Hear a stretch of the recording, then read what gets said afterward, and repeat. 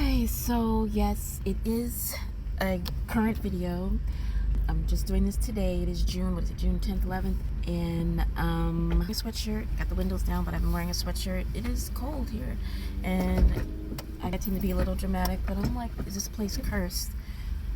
Our pool in our apartment is usually the day that it's going to open. It's the traditional, unofficial start of summer in an apartment complex, and they pride themselves on this big pool that they have. And you like to come and to it, and it's supposed to be open on Memorial. And I did see them working. They was closed all winter, and so they came out there, they cleaned it, and they filled it up. Was looking all pretty and blue and sparkly, and they never opened. And now this morning I was just looking out, and it's been drained. I'm here. Oh, nobody's using it. It's just plain too cold. And I was just expecting weather to be better for this time of year. One thing I've always said, well, in summer, Michigan is nice weather, nice lakes and things and outdoor activities. And I'm in the park every day usually. So just be another complaining rant. But I started thinking about it, and I was like, that I'm getting some kind of joy about Michigan is disappearing. And this happens when it's like God, Allah, the universe is trying to push you into moving somewhere else. And all the signs that I've been looking at have been saying, well, it's time to go. Even if you're just in the common sense, it's time to go, that there's nothing really too much here that's engaging for me, that's interesting for me, that it has the potential to grow for me.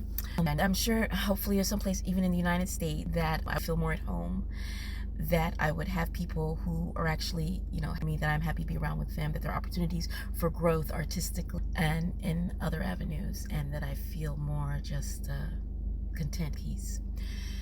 The phrase, and my mother uses this a lot too, and it's something that's used in Sufism, you run out of your last breath, and it comes from getting to your last breath. So, like I said, this is a Sufi saying, really kind of, it's Islamic, but Sufi's really kind of good. I feel like Sufism is a good way of what we call psychology today, kind of new age thought, but it doesn't have to be in boundaries of psychology. You know what I'm saying? Psychology presents itself as a science, albeit a soft science. So introducing spirituality in it is psychology. With Sufism, it's from a religion, so it doesn't matter. They can blend psychology, fantasy. So some of the things really stuck with me, how they explain certain facets of human behavior. And so when we're talking about last breath, so that comes pretty common statement, like when it passes away, you say to their last breath, or they're dying to their last breath. So, but if you think about it, you're going to have one last breath. That's going to be your final breath that you ever take on this planet as an alive person. But in between that, before you get there, you have many last breaths. Like if you're in a place that maybe you lived, and in the last day that you're there, you might not know this is the last day that you're there, or I should say, when you start, you may not know exactly how much time you have in that place, but there are a certain number of finite breaths, right? And then you never know when you get to the last one. So anyway, the statement that once a place is no longer for you or no longer resonating with you, you're coming to your last breath, and so you're finding things difficult. You're finding things that you once found pleasure, even if the place wasn't all that great for you. You found pleasure in certain things. You're not even finding pleasure in those. Everything is just horrible. I had last day of school, woohoo! But a terrible evaluation, and it was not just terrible evaluation from my principal, and they call the dean. It was just the way they presented. It was very confrontational. You would have thought that I was being called in for some kind of, I don't know, stealing the lunch money or something, right? It was just so unbelievably confrontational and aggressive towards me. And so I could start feeling sentimental about the school, and I could start not looking for other opportunities or things that might resonate with me better. The long story short, I have no romantic feelings about the job.